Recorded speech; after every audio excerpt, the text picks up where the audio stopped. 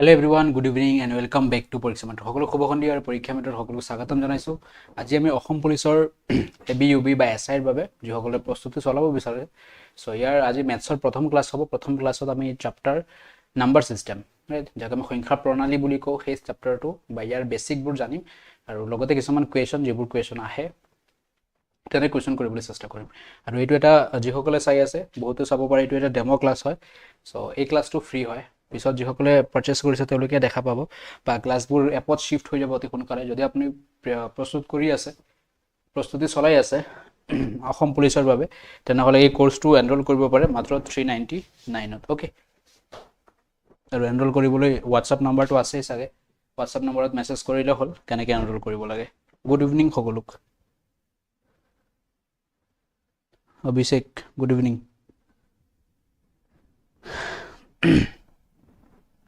বাকি এতিয়াও বহুতে বাট চাই আছে ৰিজাল্টৰ কাৰণে। এতিয়া ৰিজাল্টৰ কাৰণে বাট চালে কেনেকৈ হ'ব ৰাইট। যেতিয়া ৰিজাল্ট দিয়াৰ পিছত কিমান দিন সময় দিব, বেছি দিন সময় নিদিয়ে। সো ওকে, নাম্বাৰ সিস্টেম 01 প্ৰথম ক্লাছ হয়। ওকে, প্ৰথম ক্লাছটো কৰাৰ আগত আমি কিছুমান বেসিক জানিব লাগিব ৰাইট। বেসিকৰ একেবাৰে বেসিক কি হয় যিবিলাক আমি ক্লাছ 5-6ত পঢ়িছিলোঁ। হোৱাট ইজ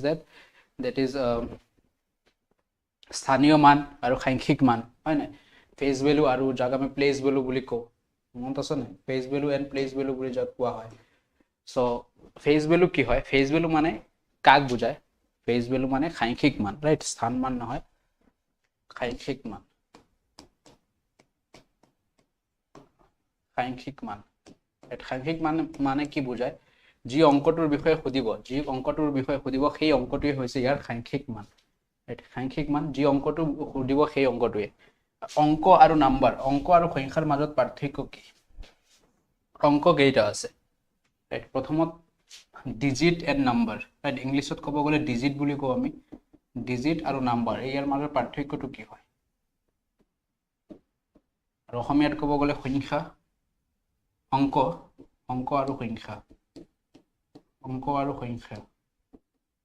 ইয়াৰ পাৰ্থক্য কি? অংক কেইটা আছে কোনে জনাব পাৰিব ৰাইট? অংক হ'ল যিবোৰ সংখ্যা, কোনবোৰ সংখ্যাক অংক বুলি কোৱা হয় 0ৰ পৰা 9 লৈকে ৰাইট। ডিজিটছ কোনবোৰক ডিজিট বুলি কোৱা হয়, 0, 1, 2, 3, 4, 5, 6, 7, 8, 9 এইবোৰ হৈছে অংক ৰাইট। তাৰ পিছৰবোৰ কি বুলি কোৱা হয়, ডিজিট নাম্বাৰ বুলি কোৱা হয়, 10, 11, 12 এক্সেট্ৰা ছ অন ৰাইট, যিমান নম্বৰ আছে আনকাউণ্টেবল। চ' আটাইবোৰক কি বুলি কোৱা হয়, নাম্বাৰ বুলি কোৱা হয় ওকে।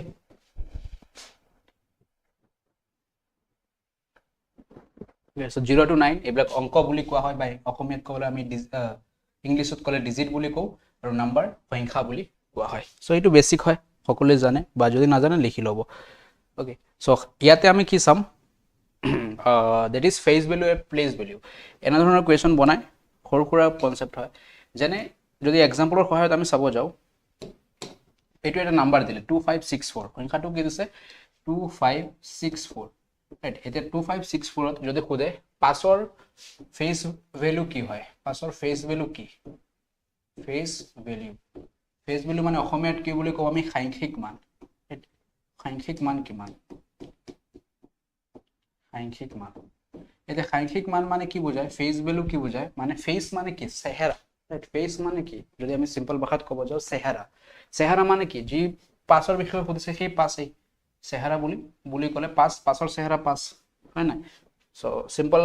ভাষাত ক'ব গ'লে চেহেৰা, এতিয়া সুধিছে 5ৰ চেহেৰা কি হ'ব, 5ৰ চেহেৰাটো 6 হ'ব নোৱাৰে, 5 হ'ব।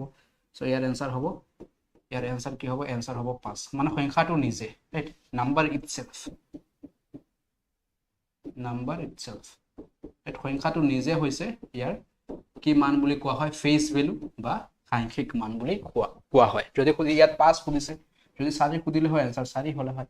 এতিয়া এইটো হ'ল ফেচ ভেলু। এতিয়া প্লেচ ভেলু কি হয়, একেটাতে চাই লওঁ যেতিয়া আমাৰ ক্লিয়াৰ হৈ যাব। প্লেচ ভেলু কি হয়, প্লেচ ভেলু, প্লেচ ভেলু মানে স্থানীয় মান ৰাইট। কি বুলি কোৱা হয় ইয়াক, স্থানীয় মান বুলি কোৱা হয়।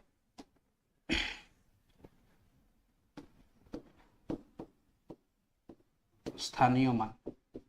Right okay. স্থানীয় মান মানে কি বুজায়,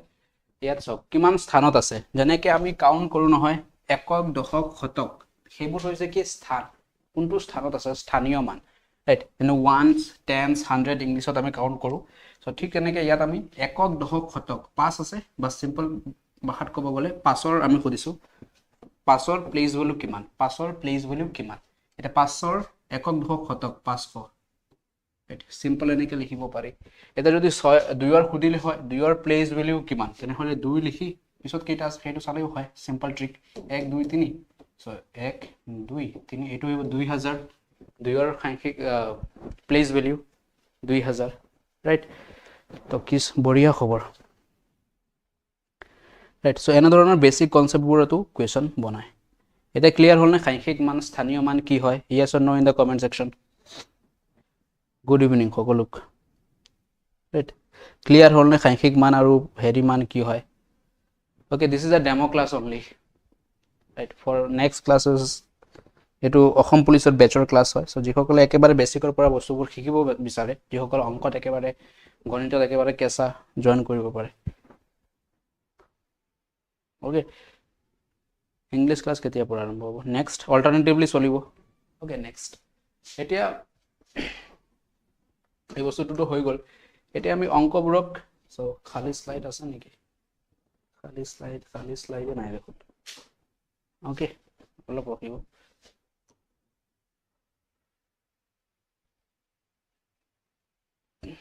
ক'ত আছিলে ইয়াতে খালী শ্লাইড নাই যদি এটা লৈ লওঁ ন অ'কে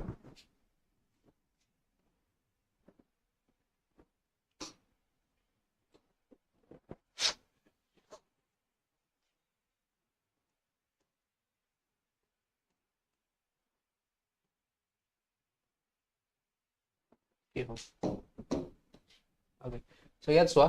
আমি নাম্বাৰ চিষ্টেমক কেনেকৈ লিখিব পাৰোঁ নাম্বাৰ চিষ্টেমক আমি লিখিব পাৰোঁ real numbers and imaginary numbers right real number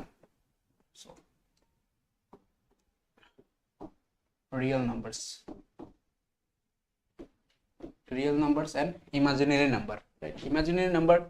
এতিয়া ইয়াত চোৱা নাম্বাৰ চিষ্টেম লিখি দিওঁ প্ৰথমতে নাম্বাৰ চিষ্টেমক কেনেকৈ ভগোৱা হয় সংখ্যা প্ৰণালী ৰাইট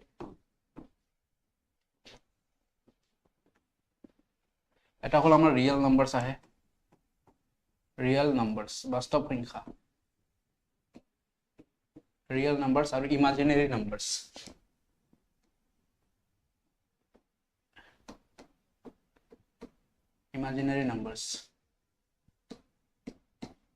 ৰাইট এই বস্তুবোৰ আপোনালোকে নিশ্চয় জানে হয় নে নাই ইয়েলোটো ক্লিয়াৰ হোৱা নাই নে কি ক'লে ল'লে ক্লিয়াৰ হ'ব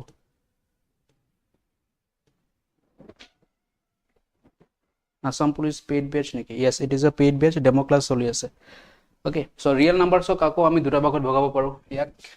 দুটা ভাগত ভগাব পাৰোঁ ৱাইট কিয় হোৱা নাই ইয়াত আকৌ আমি দুটা ভাগত ভগাব পাৰোঁ কি কি ৰেচনেল নাম্বাৰছ আৰু ইৰেচনেল নাম্বাৰছ হয় নে নাই অ'কে অ'কে ভেৰি গুড চ' এইটোকে আমি দুটা ভাগত ভগাব পাৰোঁ এটা হ'ল ৰেচনেল নাম্বাৰ আৰু এটা হ'ল ইৰেচনেল নাম্বাৰ এতিয়া ৰেচনেল নাম্বাৰ ইৰেচনেল নাম্বাৰ কি হয় আমি আগত ডিছকাছ কৰিম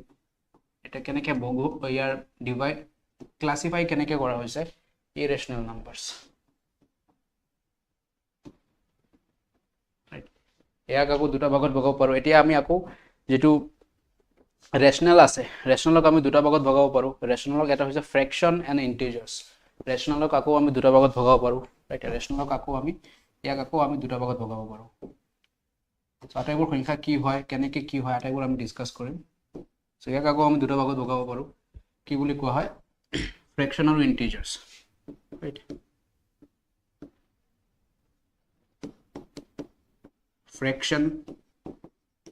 ফ্ৰেকশ্যন আৰু ইণ্টিজাৰ্ছ অখণ্ড সংখ্যা অ'কে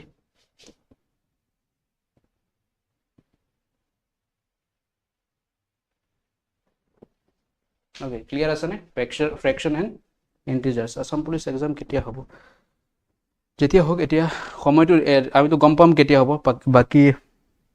প্ৰস্তুতি চলাই যোৱা এতিয়া নটিফিকেশ্যন পোৱাৰ পিছত যদি প্ৰস্তুতি চলাও তেতিয়া প্ৰব্লেম হৈ যাব ৰাইট ওকে ইন্টিজাৰ্ছক আমি আকৌ যেটো ইন্টিজাৰ্ছ মানে কি বুজায় অখণ্ড সংখ্যা যত পজিটিভ আৰু নেগেটিভ দুইটা থাকে ইয়াক আকৌ আমি দুটা ভাগত ভগাব পাৰি এটো গোটেই নাম্বাৰ সিস্টেমৰ ম্যাপটো ড্ৰ কৰি দিলো ইয়াক কি দুটা ভাগত ভগাব পাৰি ইন্টিজাৰ্ছক যদি আমি ডিভাইড কৰো এটা হল আমাৰ পজিটিভ নাম্বাৰছ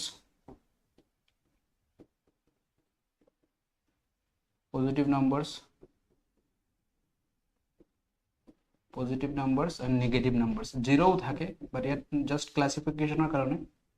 negative numbers ঋণাত্মক সংখ্যা negative numbers okay so এইকেইটাক আমি এনেকে ক্লাসিফাই কৰিব পাৰো পজিটিভত আৰু আছে পজিটিভত বহু কেইটা নাম্বাৰ আহে পজিটিভত কি আহে পজিটিভত আহিব আমাৰ whole number natural number right ইয়াক আকৌ আমি দুটা ভাগত ভগাব পাৰো ইয়াত ক্লাসিফিকেশন কৰি গলে বহুত ক্লাসিফিকেশন আছে ইয়াক আকৌ আমি দুটা ভাগত ভগাই দিব পাৰো এটা হল আমাৰ ৰাইট হোল নাম্বাৰ মানে কি যিবোৰ শূন্যৰ পৰা স্টাৰ্ট হয় ৰাইট হোল নাম্বাৰস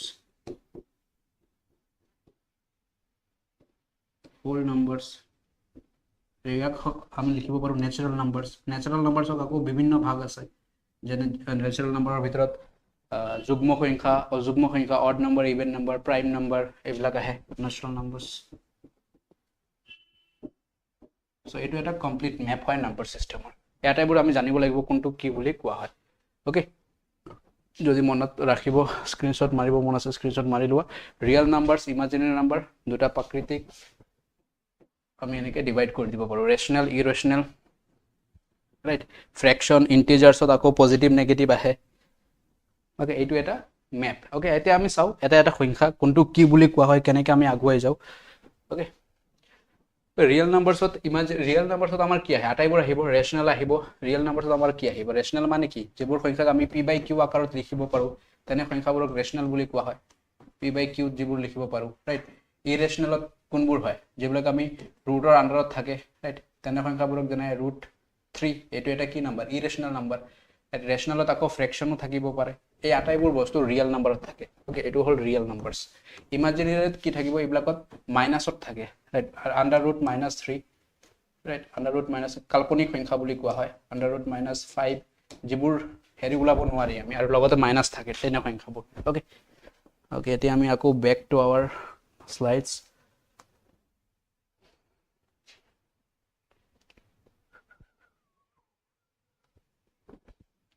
এটো হৈ গল প্লেস ভ্যালু আৰু ফেজ ভ্যালু দেখাই দিছিলো ওকে এতিয়া নেচাৰেল নাম্বাৰত আহি যাও আমি যিবোৰ আমি জানিব লাগে পৰীক্ষাৰ বাবে নেচাৰেল নাম্বাৰ কোনবোৰক নেচাৰেল নাম্বাৰ বুলি কোৱা হয় স্বাভাৱিক সংখ্যা বা প্ৰাকৃতিক সংখ্যা বুলি কোৱা হয়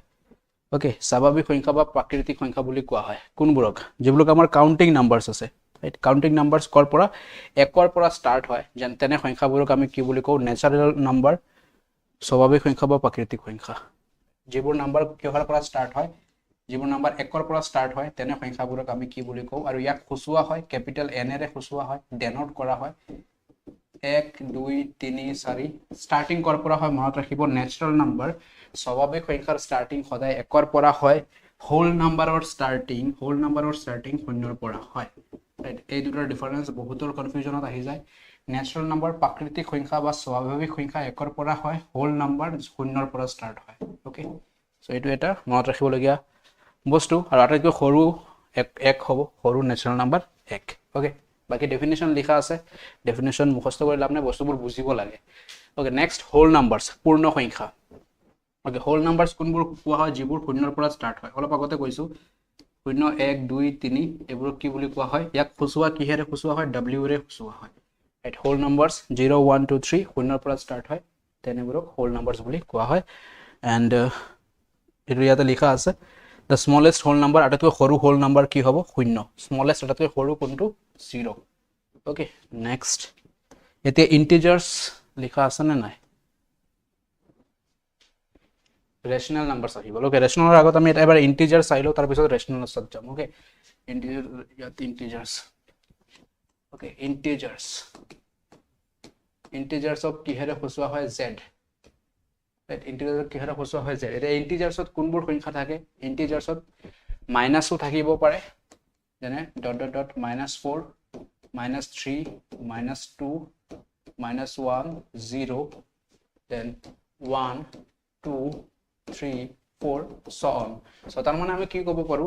ইন্টিজাৰছত কেনে সংখ্যা থাকিব ইন্টিজাৰছত ঋণাত্মক সংখ্যা শূন্য আৰু ধনাত্মক সংখ্যা আটাইকেইটা মিলি ইন্টিজাৰ হয় আৰু ইয়াক কিহেৰে সূচোৱা হয় জেডেৰে সূচোৱা হয় ক্যাপিটেল জেড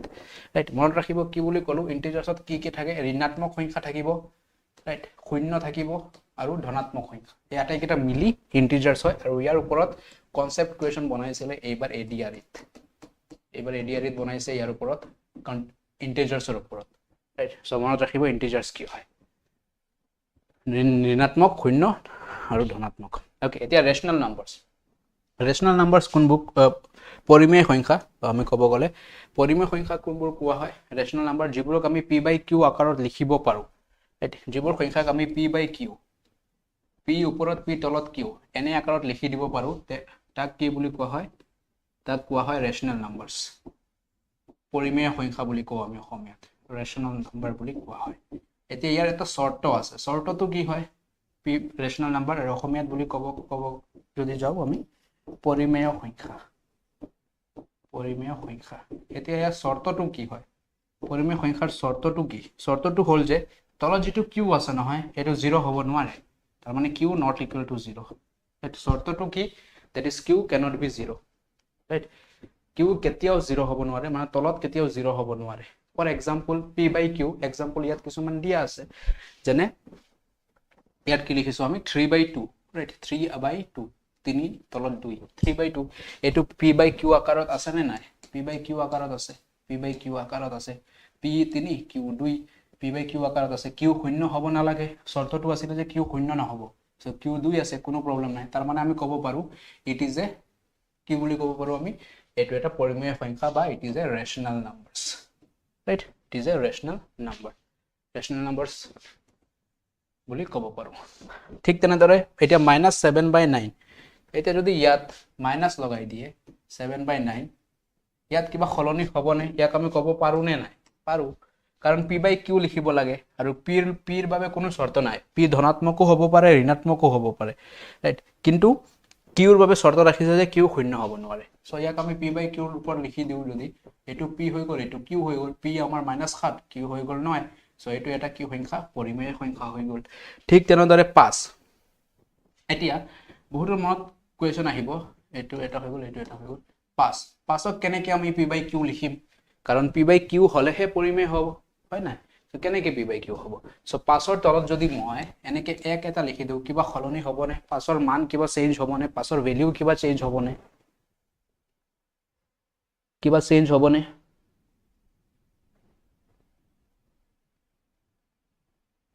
পাছৰ ভ্যালু কিবা চেঞ্জ হ'বনে yes or no in the comment section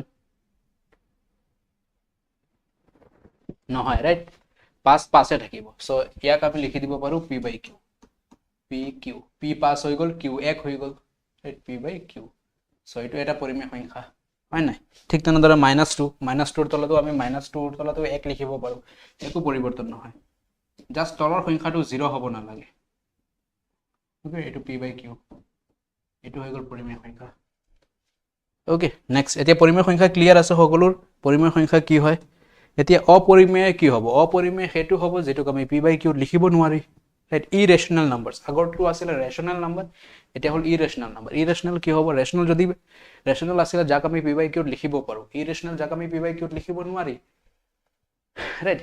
p/q ৰূপত প্ৰকাশ কৰিব নোৱাৰা সংখ্যাসমূহক অপৰিমেয় সংখ্যা বুলি কোৱা হয়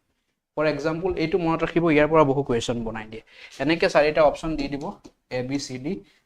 খুলি দিব তোমাৰ কোনটো পৰিমেয় হয় কোনটো অপৰিমেয় হয় এতিয়া অপৰিমেয় সংখ্যা কোনবোৰ এতিয়া সব √3 ইট ইজ এ অপৰিমেয় সংখ্যা ৰাইট ইৰেশনাল নাম্বাৰ ইয়াৰ কোনো আন্ডাৰ ৰুট নাই বা সিম্পল ভাষাত ক'বলৈ গ'লে যিবোৰ সংখ্যাক ৰুটৰ পৰা বাহিৰত আনিব নোৱাৰো তেনে সংখ্যাবোৰ ইৰেশনাল নাম্বাৰছত লিখিব পাৰো আৰু এইটো আটাইতকৈ বেছি মনত ৰাখিবলগীয়া এইটো খুদি দিয়ে পাই কি হয় পাই ৰেশনাল হয় নে ইৰেশনাল হয় পাই ইজ এ ৰেশনাল নাম্বাৰ নে ইৰেশনাল নাম্বাৰ পৰিমেয় নে অপৰিমেয় সো তাৰ এনসাৰটো কি হ'ব এনসাৰটো হ'ব অপৰিমেয় সংখ্যা পাই ইজ এ ইৰেশনাল নাম্বাৰস ৰাইট কাৰণ পাইৰ ভ্যালুটো কেতিয়াও শেষ নহয় এটা আমি p/q লিখিব নোৱাৰো ৰাইট পাইৰ ভেলুটো কেতিয়াও শেষ নহয় আৰু ইয়াত p/q আমি লিখিব নোৱাৰোঁ আৰু এটা ট্ৰিক কি কৈছোঁ মই যিবোৰ সংখ্যাক আমি ৰুটৰ পৰা বাহিৰত আনিব নোৱাৰোঁ তেনেবোৰক আমি অপৰিমেয় বুলি কওঁ কি বুলি ক'ম অপৰিমেয় বুলি কওঁ যিবোৰক বাহিৰত আনিব নোৱাৰি ফৰ এক্সাম্পল এতিয়া চোৱা √4ক মই বাহিৰত আনিব পাৰোঁ নে নাই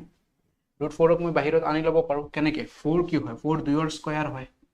ৰাইট 2ৰ স্কয়াৰ 2ৰ বৰ্গ 4 হয় তো স্কয়াৰ আৰু স্কয়াৰ ৰুট কেনসেল হয় সেইটো আমি জানো ৰাইট স্কয়াৰ ৰুট আৰু স্কয়াৰ কেনসেল হৈ গ'ল সো 2 বাহিৰত আহি গ'ল তাৰ মানে এইটো অপৰিমেয় হ'ল নে নহয় এইটো পৰিমেয় হৈ গ'ল ৰাইট ৰুটৰ পৰা বাহিৰত আহি গ'ল নহয় সংখ্যাটো এতিয়া এইটো হৈ গ'ল পৰিমেয় এতিয়া অপৰিমেয় কোনটো হ'ব এতিয়া মই ধৰি লওক √7 লিখিলোঁ এতিয়া √7ৰ কোনো বৰ্গ আছে নে কোনো সংখ্যা আছে নে যাক স্কয়াৰ পূৰণ কৰিলে আমি 7 পাম যেনে 2ক 4ক আমি 2 পূৰণ 2 কৰিলে কি পাইছোঁ 4 পাইছোঁ এনে একে সংখ্যাৰে পূৰণ কৰিবলগীয়া সংখ্যা আছে নে য'ত আমি পূৰণ কৰি 7 পাম নাই তেনে কোনো সংখ্যা নাই তাৰ মানে 7 বাহিৰত আহিব নোৱাৰে সো এইটো কি হৈ যাব এইটো এটা অপৰিমেয় হৈ যাব অপৰিমেয় হৈ যাব বুজিব পাৰিছে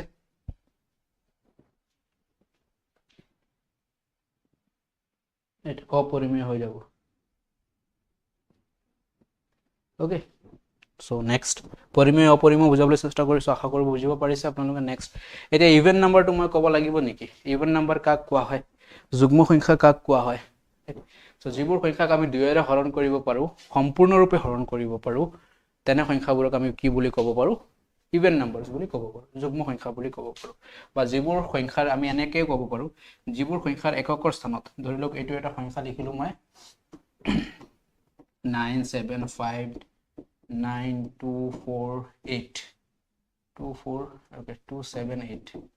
এতিয়া এই সংখ্যাটো যুগ্ম হয় নে নহয় কেনেকৈ গম পাম আমি যদি সুধি দিয়ে সো এই লাষ্টৰ সংখ্যাটো আমি চাওঁ লাষ্টৰ সংখ্যাটো যদি 2ৰে হৰণ কৰিব পাৰি তেনেহ'লে হৈ গ'ল ৰাইট বা এনেকৈও ক'ব পাৰোঁ যদি আমি এককৰ স্থানত এইটো হয় একক বুলি কোৱা হয় নে নাই এককৰ স্থানত যদি কি থাকে 0 2 4 6 8 এনে সংখ্যাবোৰ থাকে তাক আমি কি বুলি ক'ব পাৰোঁ তাক আমি যুগ্ম সংখ্যা বুলি ক'ব পাৰোঁ ৰাইট তাক আমি যুগ্ম সংখ্যা বুলি ক'ব পাৰোঁ যুগ্ম বুলি ক'ব পাৰোঁ এককৰ স্থানত যদি 0 2 4 6 8 থাকে তেনে সংখ্যাবোৰক আমি যুগ্ম সংখ্যা বুলি ক'ব পাৰোঁ হয় নে নাই ওকে বা যাক আমি 2ৰে হৰণ কৰিব পাৰোঁ সম্পূৰ্ণৰূপে তেনে সংখ্যাবোৰক এতিয়া ইয়াক আমি যদি এককৰ স্থানত যেটো আছে ইয়াক সম্পূৰ্ণৰূপে 2ৰে হৰণ হৈয়ে যাব ওকে ফৰ এক্সাম্পল 2 4 6 8 এতিয়া অযুগ্ম সংখ্যা আহিব নিশ্চয় নেক্সট অড নাম্বাৰছ এতিয়া যিবোৰ সংখ্যাক আমি 2ৰে হৰণ কৰিব নোৱাৰোঁ তেনে সংখ্যাবোৰক অড সংখ্যা অযুগ্ম সংখ্যা বুলি কোৱা হয় এই অযুগ্ম সংখ্যা কোনবোৰক কোৱা হয় যিবোৰক আমি হৰণ কৰিব নোৱাৰোঁ ফৰ এক্সাম্পল 1 3 5 7 এইবোৰ কি হয় 1 3 5 7 9 11 এইবোৰ কি হয় অযুগ্ম হয় এইবিলাকক আমি হৰণ কৰিব নোৱাৰোঁ এইবিলাক কি হয় অযুগ্ম সংখ্যা ৰাইট বা সিধা যদি এটা নাম্বাৰ লিখি দিয়া হয় এনেকৈ 5 9 2 4 0 2 7 এতিয়া এই সংখ্যাটো যুগ্ম হয় নে অযুগ্ম হয় কেনেকৈ গম পাওঁ আমি এতিয়া এককৰ ঘৰত চাওঁ আমি এইটো সুধিলে যে এইটো it is a even or odd যুগ্ম নে অযুগ্ম সো এইটোতো আমি একেবাৰে বেছিকৰ পৰা শিকাই আছোঁ ওকে যুগ্ম নে অযুগ্ম কেনেকৈ চাম আমি জানো যুগ্ম কেতিয়া হয় যদি এককৰ স্থানত যুগ্ম কেতিয়া হ'ব যদি 2 0 থাকে 2 থাকে 4 থাকে 6 থাকে আৰু 8 থাকে এইকেইটা থাকিলে কি বুলি কওঁ আমি যুগ্ম বা ইয়াৰ বাহিৰত যিমানকেইটা থাকিব অযুগ্ম হ'ব সো ইয়াত কি আছে 7 আছে ইয়াৰ বাহিৰত আছে নাই 0 2 4 6 8 7 আছে জানো ইয়াত নাই তাৰ মানে এইটো যুগ্ম নহয় এইটো কি হৈ যাব অযুগ্ম হৈ যাব এনেকৈ চাব পাৰি আমি good evening okay next prime numbers এতিয়া ইয়াতে মনত ৰাখিবলগীয়া কিছুমান আহিব প্ৰাইম নাম্বাৰছ মৌলিক সংখ্যা ৰাইট কোনবোৰ মৌলিক সংখ্যা যিবোৰ উৎপাদক ৰাইট যিবোৰ উৎপাদক সংখ্যাটো 1 আৰু সংখ্যাটো নিজে prime numbers are divisible by 1 and itself right বা এনেকৈ ক'ব পাৰোঁ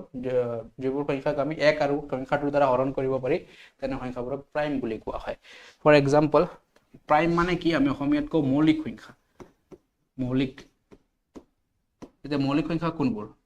মৌলিক সংখ্যাৰ এক্সাম্পল হ'ল 2 3 5 7 এটসেট্ৰা আছে আৰু সো যিবোৰ সংখ্যা আমি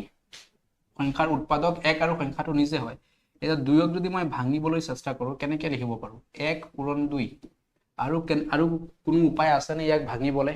কোনো উপায় আছেনে নাই ৰাইট 1 পূৰণ 2 বা 2 পূৰণ 1 একে বস্তু হয় সেইকাৰণে আকৌ লিখিব দৰকাৰ নাই 1 পূৰণ 2 তাৰ মানে সূত্ৰ অনুসৰি বা ডেফিনেশ্যন অনুসৰি যি সংখ্যাটোৰ ফেক্টৰ 1 আৰু 2 থাকিব 2 মানে সংখ্যাটো নিজে এই সংখ্যাটো আকৌ ইয়াত আহি গ'ল নহয় সংখ্যাটো ইটসেলফ হৈ গ'ল ইটসেলফ মানে সংখ্যাটো নিজে 1 আৰু সংখ্যাটো নিজে থাকিব তেনে সংখ্যাবোৰক অনলি আমি কি বুলি ক'ম প্ৰাইম বুলি ক'ম মৌলিক বুলি ক'ম ঠিক তেনেকৈ 3ক যদি মই ভাঙিবলৈ চেষ্টা কৰোঁ 1 পূৰণ 3 আৰু কোনো উপায় আছেনে ইয়াক ভাঙিবলৈ নাই তাৰ মানে কি আহি আছে 1 আহি আছে আৰু সংখ্যাটো নিজে আহি আছে তেনে সংখ্যাবোৰক আমি প্ৰাইম বুলি কওঁ এতিয়া যদি কোনোবাই কয় মোক যে 6টো কি হয় 6টো প্ৰাইম হয় নে কম্পোজিট হয় কোনে কমেন্ট সেকশনত জনাব ৰাইট এতিয়া 6ক যদি মই ভাঙি লিখিবলৈ চেষ্টা কৰোঁ কি লিখিব পাৰিম 1 পূৰণ 6 লিখিব পাৰোঁ 2 পূৰণ 3 লিখিব পাৰোঁ 2 3 গুণ 6 হয় এতিয়া চাওকচোন ইয়াৰ ফেক্টৰ বেছি হৈ আছে সূত্ৰ অনুসৰি 1 হ'ব লাগে আৰু সংখ্যাটো নিজে হ'ব লাগে 1 হ'ব লাগে সংখ্যাটো নিজে হ'ব লাগে বাকি 2 আৰু 3ও তো আহি আছে নহয় ইয়াতে তাৰ মানে এইটো কি নহয় প্ৰাইম নহয় মৌলিক নহয় এইটো কি হৈ যাব যৌগিক কম্পোজিট নাম্বাৰ এইটো কম্পোজিট বুলি কোৱা হয় ইংলিছত আৰু অসমীয়াত আমি যৌগিক বুলি কোৱা হয় ওকে নেক্সট বুজিব পাৰিছে সংখ্যাবোৰ ওকে ৰিলেটিভ প্ৰাইম বা co-prime বুলি কোৱা হয় relative prime numbers two numbers are said to be relatively prime if they do not have any common factors other than right এই বস্তুটো মনত ৰাখিবলগীয়া co-prime ইয়াক relative prime বুলি কোৱা হয় বা co-prime বুলিও কোৱা হয় relative prime বা co-prime বুলি কোৱা হয় relative prime বা co-prime right relatively prime or co-prime right ইয়াত কেনে হয় যিবোৰ সংখ্যাৰ মাত্ৰ কমন 1 থাকিব কি লিখা হৈছে সহমৌলিক সংখ্যা দুটা সহমৌলিক বুলি কোৱা হয় যদিহে ইহতৰ একৰ বাহিৰে আন কোনো সাধাৰণ গুণক বা উৎপাদক নাথাকে two numbers are said to be relatively prime or co-prime if they do not have any common factors other than 1 তাৰ মানে তেনে সংখ্যাবোৰ ফৰ এক্সাম্পল ইয়াত কি লিখা আছে 3 আৰু 5 এতিয়া 3ক যদি মই ভাঙি লিখো কি লিখিব পাৰিম 1 পূৰণ 3 আৰু 5ক যদি মই ভাঙি লিখো কি লিখিব পাৰিম ইয়াতে 1 পূৰণ 5 এতিয়া এই দুটা সংখ্যাৰ মাজত যেটো আমি উৎপাদক উলিয়ালো ফেক্টৰছ উলিয়ালো ইয়াৰ কমন কি আহি আছে only 1 ৰাইট কমন কি পৰি আছে only 1 সো যিবোৰ নাম্বাৰছ যত কমন only 1 থাকে তেনে সংখ্যাবোৰক আমি কি বুলি কওঁ co-prime বুলি কওঁ co-prime বা টুইন ৰিলেটিভ প্ৰাইম অসমীয়াত আমি কওঁ সহমৌলিক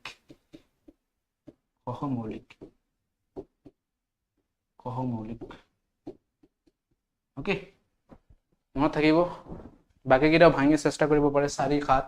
11 15 15 4 এতেনা সংখ্যাবোৰত যত 1 কমন হয় ওকে 6 টো আকৌ ক'বচোন 6ক ভাঙিলে আগৰটো কি আছিল 6ক আকৌ ক'ব লাগে ওকে সো 6ক ভাঙিলে কি লিখিব পাৰো আমি 6ক যদি মই ভাঙো কি লিখিব পাৰো 1 পূৰণ 6 আৰু ইয়াক লিখিব পাৰো 2 পূৰণ 3 হৈ গ'ল 6 আকৌ 3 পূৰণ 2 বা 2 পূৰণ 3 3 পূৰণ 2 একে বস্তু ন 2 পূৰণ 3 3 পূৰণ 2 দৰকাৰ নাই এতিয়া মৌলিক হ'বলৈ হলে 1 থাকিব লাগিব আৰু সংখ্যাটো নিজে থাকিব লাগিব ঠিক আছে ইমানখিনি কন্ডিশন ঠিক আছে মৌলিক হ'বলৈ কিন্তু 2 আৰু 3ও আহি আছে ন এইটো দৰকাৰ নাই আমাৰ এইটো বেছি আহি আছে তাৰ মানে কন্ডিশনটো হোৱা নাই তাৰ মানে এইটো কি নহয় মৌলিক নহয় এইটো কি হৈ যাব যৌগিক কি বুলি কম আমি ইয়াক যৌগিক বুলি কম যৌগিক সংখ্যা হৈ যাব ওকে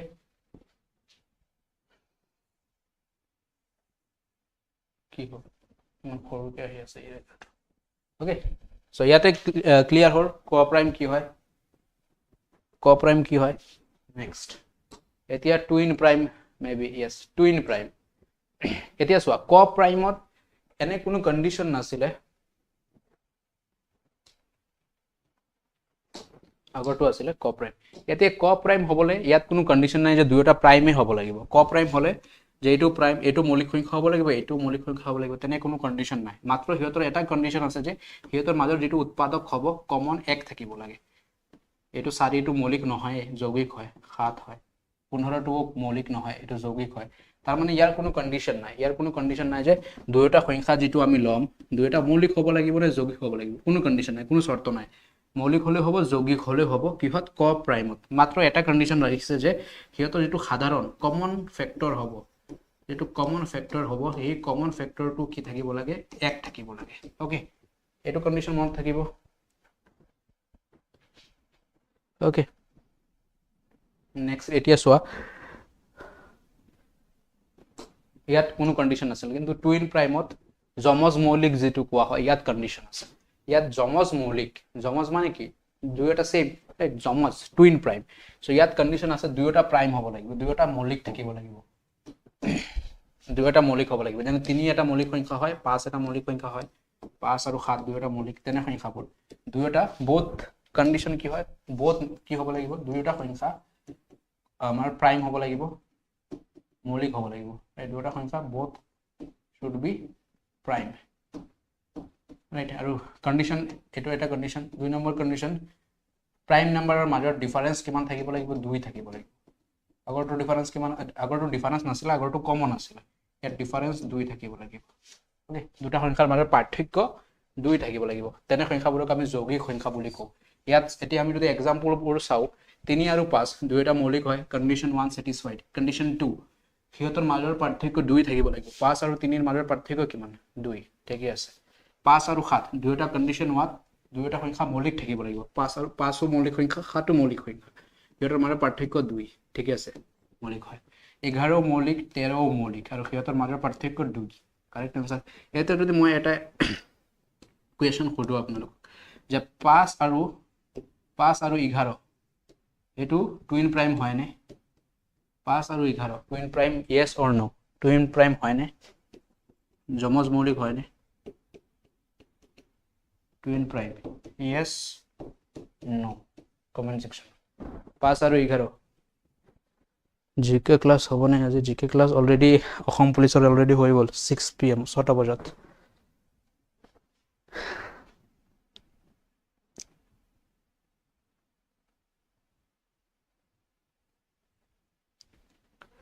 হবনে নহব yes no very good কাৰণ কিয় ইহত দুটা তো মৌলিক হয় condition 1 satisfied both should be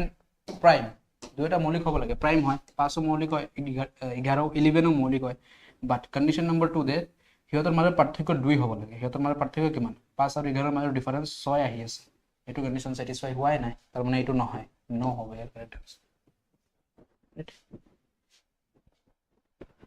next twin prime মনত থাকিব কম্পোজিট নাম্বাৰটো অলপ আগতেই কলো যিবোৰ একতকৈ ভাঙি দেখাইছিল সেইবোৰ এতিয়া পাৰফেক্ট নাম্বাৰ কি হয় এতিয়া পাৰফেক্ট নাম্বাৰ পূৰ্ণ সংখ্যা বুলি কোৱা হয় বা নিখুঁত সংখ্যা সৰি পাৰফেক্ট সংখ্যা নিখুঁত বুলি কোৱা হয় না পূৰ্ণ সংখ্যা নিখুঁত সংখ্যা কাক বোলে নিখুঁত সংখ্যা ৰাইট এতিয়া চোৱা অলপ আগতে মই ফ্যাক্টৰ কৰি দেখাইছিলো নিখুঁত সংখ্যা এটা সংখ্যাক নিখুঁত সংখ্যা বুলি কোৱা হয় যদিহে ইয়াৰ সকলো গুণকৰ যোগফল সংখ্যাটোৰ সমান হয় গুণকৰ বা আমি ক'ব পাৰো ফ্যাক্টৰস ৰাইট ইংলিছত ক'ব গ'লে ফ্যাক্টৰসৰ yes ৰাইট উৎপাদক গুণক বা উৎপাদকৰ যোগফল সংখ্যাটোৰ সমান হয় এক্সাম্পল কি আছে এক্সাম্পল হল 6 এটা 28 28 496 8128 ইমান দূৰত আছে মনত ৰাখিব পূৰ্ণ সংখ্যা দি দিব পাৰে অপচনত চাৰিটা অপচন দি দিব খুদিব কোনটো পূৰ্ণ সংখ্যা এটা পূৰ্ণ সংখ্যা আমি কেনেকৈ বুজিব পাম সংখ্যাটো পূৰ্ণ হয় নে নাই এতিয়া কন্ডিশন অনুসৰি শৰ্ত অনুসৰি কৈছে যে যেতিয়া আমি সংখ্যাটোক ভাঙি যদি আমি 6 টোৰ চেষ্টা কৰো 6ক ভাঙি কি লিখিব পাৰো 1 পূৰণ 6 ৰাইট 2 পূৰণ 3 ৰাইট 2 3 6 এতিয়া 6ৰ ফ্যাক্টৰ কি হ'ল 6ৰ ফ্যাক্টৰ আমি কি লিখিম 6ৰ ফ্যাক্টৰ 6ৰ উৎপাদক কি পালো 6 6ৰ ফ্যাক্টৰ কি পালো 1 2 3 6 সংখ্যাটো নিজৰ সংখ্যাটো লিখিব নালাগে বাকি কেইটা নিজৰ এটো এৰি ওকে এটো এৰি 1 2 3 1 2 3 এটো হৈছে ইয়াৰ ফ্যাক্টৰ এৰিয়া যদি আমি যোগ কৰি দিও সংখ্যাটো 6 পাম নে নাই আকৌ 1 + 2 + 3 কিমান হৈছে 3 3 6 তাৰ মানে যিবোৰ সংখ্যাক উৎপাদক ওলোৱাৰ পিছত উৎপাদক কেইটা যদি যোগ কৰি আমি সংখ্যাটো আকৌ ঘূৰাই পাও তেনে সংখ্যাবোৰক আমি কম নিখুঁত সংখ্যা ফৰ এক্সাম্পল 28 যদি 28 আমি চেক কৰো 28 ৰাইট সো 1 পূৰণ 28 হয় ৰাইট 2 পূৰণ 14 28 হয় তাৰপৰ 4 পূৰণ 7 হয় 4 7 গুণ 28 এটা সংখ্যা কেইটা যোগ কৰিম আমি আৰুটো নাই ৰাইট এটা যদি সংখ্যা কেইটা আমি যোগ কৰো এটো এৰি ইয়াক এৰিব লাগিব বাকীকেইটা যোগ কৰি যদি চাওঁ আমি 1 আৰু 2 3 হৈ আছে ৰাইট 1 আৰু 2 3 3 আৰু 4 7 7 7 14 14 আৰু 14 28 হৈ আছে এই আটাইকেইটা যোগ কৰিলে ফেক্টৰকেইটা কি পালোঁ আমি 1 যোগ 2 যোগ 4 যোগ 7 যোগ 14 আটাইকেইটা যোগ কৰি আমি কি পাম আকৌ 28 সো তেনে সংখ্যাবোৰক নিখুঁত সংখ্যাবোৰ কোৱা হয় ওকে ভেৰি গুড মনত ৰাখিব নোটছ বনাবলৈ চেষ্টা কৰিব বস্তুবোৰ এতিয়া ডিভিজিবিলিটি টেষ্ট ইয়াৰ পৰা কুৱেশ্যন বনায় ডিভিজিবিলিটি টেষ্টৰ ওপৰত কুৱেশ্যন বনায় কেনেকৈ কুৱেশ্যন বনাব ৱেন এতিয়া এনেধৰণৰ কুৱেশ্যন সুধিব কোনটো সংখ্যাক আমি 2ৰে হৰণ কৰিব পাৰোঁ কোনটো সংখ্যাক 3ৰে হৰণ কৰিব পাৰোঁ এনেধৰণৰ বস্তুবোৰ right by 2 divisibility test when the unit place digit is even or zero' এতিয়া কোনো এটা সংখ্যাক আমি চাই কেনেকৈ ক'ব পাৰোঁ এইটোক 2ৰে হৰণ কৰিব পাৰি নে নাই এক্সাম্পল 4 5 3 6 এটা সংখ্যা আৰু এটা হ'ল 4 9 6 7 এতিয়া এই দুটা সংখ্যাক সুধিছে কোনটো 2ৰে হৰণ হ'ব এতিয়া 2ৰে হৰণ হ'বলৈ হ'লে কি কৈছিলোঁ আমি এককৰ স্থানত কি থাকিব লাগিব শূন্য থাকিব লাগিব এককৰ স্থানত 0 2 4 6 8 এনে সংখ্যাবোৰ থাকিলে এইটো 2ৰে হৰণ হয় ইয়াত 6 আছে তাৰ মানে এইটো 2ৰে হৰণ কৰিব পাৰি ইয়াত 7 আছে ইয়াক 2ৰে হৰণ কৰিব নোৱাৰি এইটো হ'ল 2ৰ নিয়ম সংখ্যাটো চাইয়ে আমি ক'ব পাৰোঁ যে এইটো 2ৰে হৰণ হ'ব নে নহ'ব কি চাম আমি এককৰ সংখ্যাটো চাম এককৰ ঘৰত যদি এইকেইটা থাকে তেনেহ'লে এইটো 2ৰে হৰণ হ'ব যদি নাথাকে নহয় সিম্পল ভাষাত এতিয়া সংখ্যাটো আমি কেতিয়া গম পাম যে সংখ্যাটো 3ৰে হৰণ হয় নে নাই যিকোনো এটা সংখ্যা দিলে আমাক এতিয়া আমাক সুধিলে যে সংখ্যাটো 3ৰে হৰণ হ'ব নে নাই এতিয়া কেনেকৈ গম পাম বাই 3 যেতিয়া অংকবোৰৰ যোগফল 3ৰে হৰণযোগ্য হয় তেতিয়া ওকে ফৰ এক্সাম্পল এতিয়া আমাক সুধিলে যে 4 5 9 3 7 10 ওকে 3 1 ওকে এইটো এটা সংখ্যা দিলে আৰু এটা দিলে 4 5 9 and 2 1 এতিয়া এই দুটা সংখ্যাৰ পৰা কোনটো 3ৰে হৰণ কৰিব পাৰি আমি কোনটো 3ৰে হৰণ হ'ব এতিয়া কেনেকৈ গম পাম আমি সংখ্যাটো 3ৰে হৰণ হৈ আছে নে নাই এতিয়া আমি 3ৰ কাৰণে এটা ৰুল আছে ৰুলটো কি হয় আটাইকেইটা সংখ্যা যোগ কৰিম আমি আটাইকেইটা সংখ্যা যোগ কৰি চাম যদি হৰণ হয় তেনেহ'লে হৈ যাব এতিয়া ইয়াত কি আছে 4 5 3 1 ইয়াক আটাইকেইটা আমি যোগ কৰিম 3ৰ এতিয়া আমি 3ৰ বিষয়ে চাই আছোঁ 4 যোগ 5 যোগ 3 যোগ 1 কিমান পালোঁ আমি 4 5 9 9 3 12 আৰু 1 13 এতিয়া এই 13 যেটো পালোঁ ইয়াক আমি 3ৰে হৰণ কৰিব পাৰোঁ নে সম্পূৰ্ণৰূপে নোৱাৰি ৰাইট ইয়াক 3ৰে হৰণ কৰিব নোৱাৰি তাৰ মানে এইটো 3ৰে হৰণ নহ'ব এতিয়া এই দ্বিতীয় সংখ্যাটো চাওঁ আমি 4 যোগ 5 যোগ যিমানকেইটা অংক দি আছে আটাইকেইটা যোগ কৰিম আমি 4 5 9 9 2 11 আৰু 1 12 কিমান আহি আছে 12 এতিয়া ইয়াক আমি 3ৰে হৰণ কৰিব পাৰোঁ নে নাই 3 4 গুণত 12 গুচি যাব সম্পূৰ্ণৰূপে কেনসেল হৈ গ'ল তাৰ মানে পাৰিছোঁ তাৰ মানে এইটো 3ৰে হৰণ হ'ব ৰাইট ইয়াক ক'ব পাৰোঁ ইট ইজ ডিভিজিবল বাই 3 এইটো 3ৰ দ্বাৰা হৰণ হ'ব ওপৰটো নহয় ৰাইট ওকে বুজিব পাৰিছে 3ৰে কেনেকৈ হৰণ কৰিব পাৰি সংখ্যাটো চাইয়ে আমি কেনেকৈ কৰিব লাগিব এনেধৰণৰ কুৱেশ্যন বনাব এইটো কনচেপ্টৰ ওপৰত কুৱেশ্যন বনায় অলৰেডি বনাইছে পেপাৰবোৰত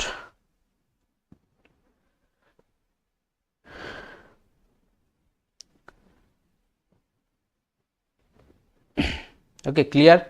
নেক্সট এতিয়া 4ৰে সংখ্যা এতিয়া এইটো হৈ গ'ল 2 হৈ গ'ল 3 হৈ গ'ল এতিয়া 4ৰ নিয়ম কি হয় 4ৰ নিয়ম হ'ল আমি লাষ্টৰ দুটা সংখ্যা চাম যদি লাষ্টৰ দুটা সংখ্যা যায় দুটা অংক যায় তেনেহ'লে গোটেই সংখ্যাটো যাব right when the number formed by the last two digit is divisible by 4 then it is divisible by 4 মানে কি ক'ব বিচাৰিছে ফৰ এক্সাম্পল এইটো এটা সংখ্যা ধৰি লওক 4 5 9 6 ওকে আৰু এটা ধৰি লওক 4 4 5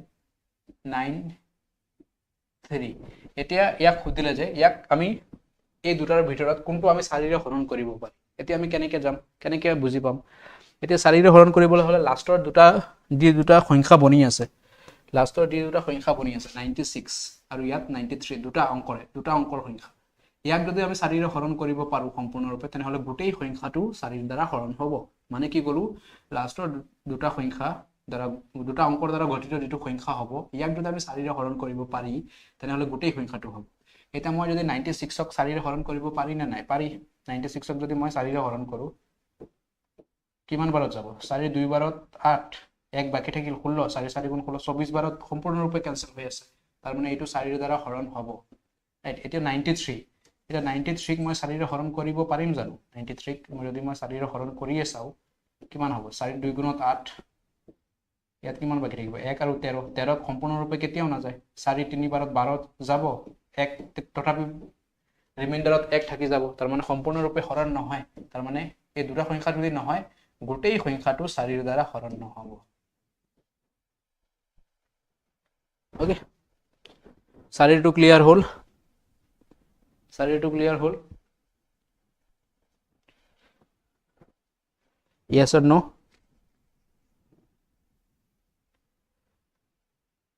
okay next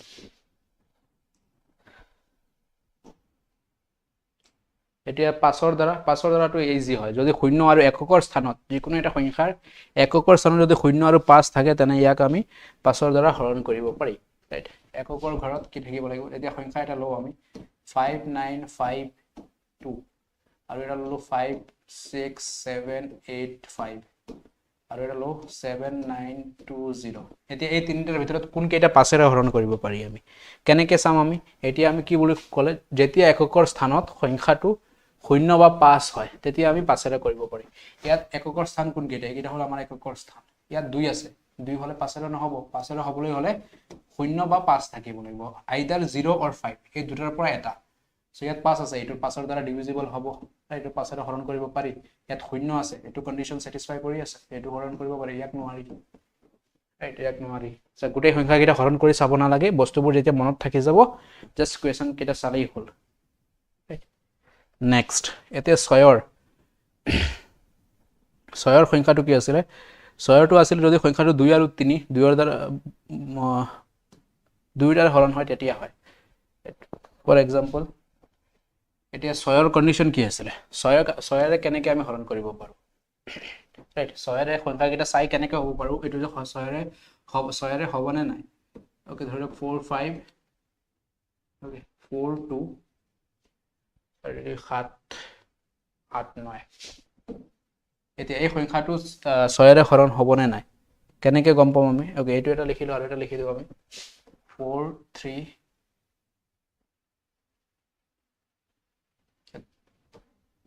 4 3 2 4 3 4 ওকে এটা দুটো সংখ্যা লিখিলো ওকে ঠিক আছে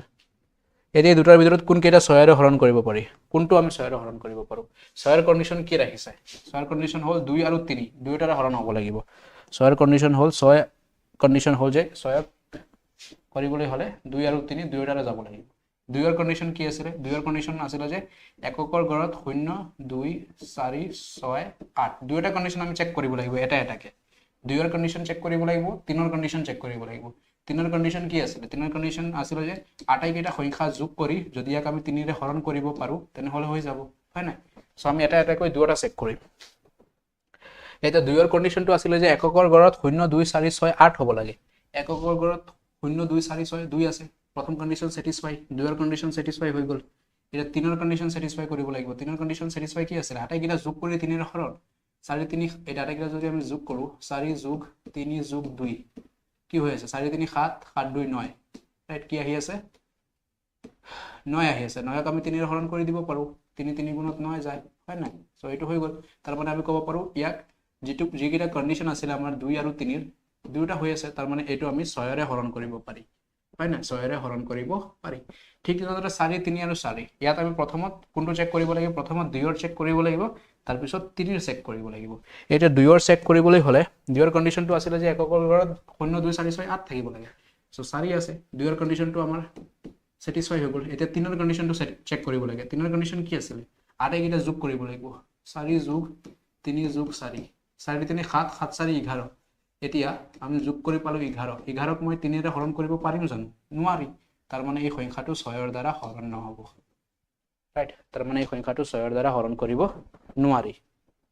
ৰাইট ওপৰৰটো হ'ব তলৰটো নহয় ওকে ক্লিয়াৰ হৈছে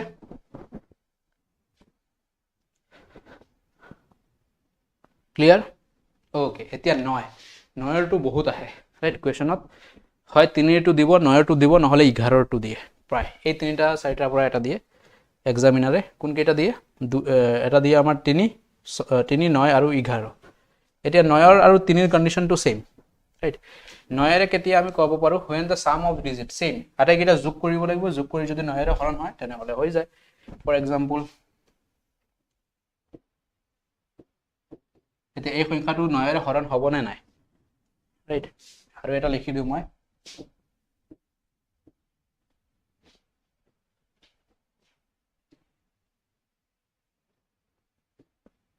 এতিয়া কোন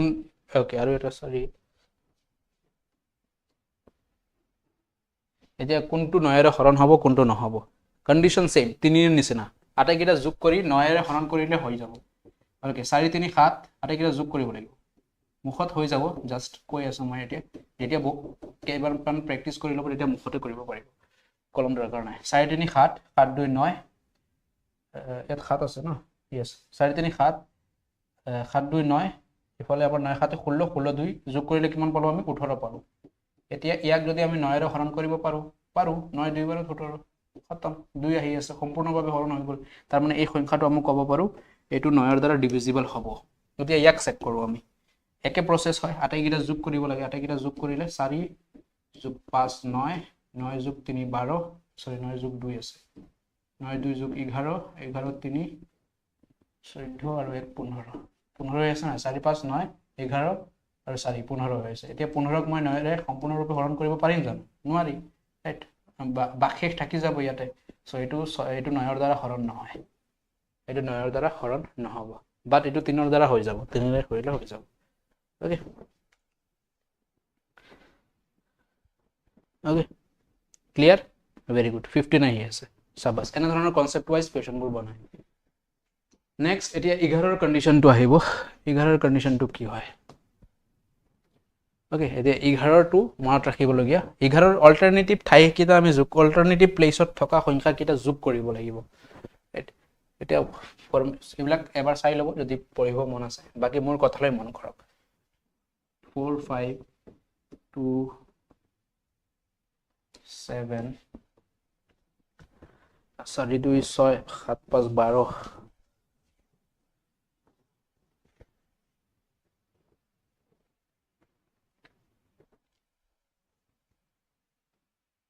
শূন্য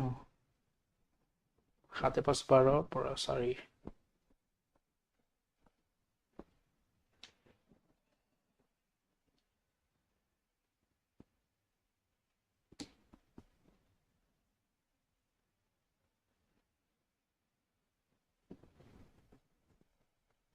12 আৰু 9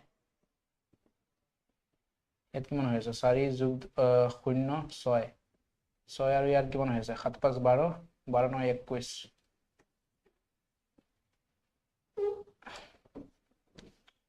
সংখ্যাবোৰ লিখি ল'ব লাগিছিল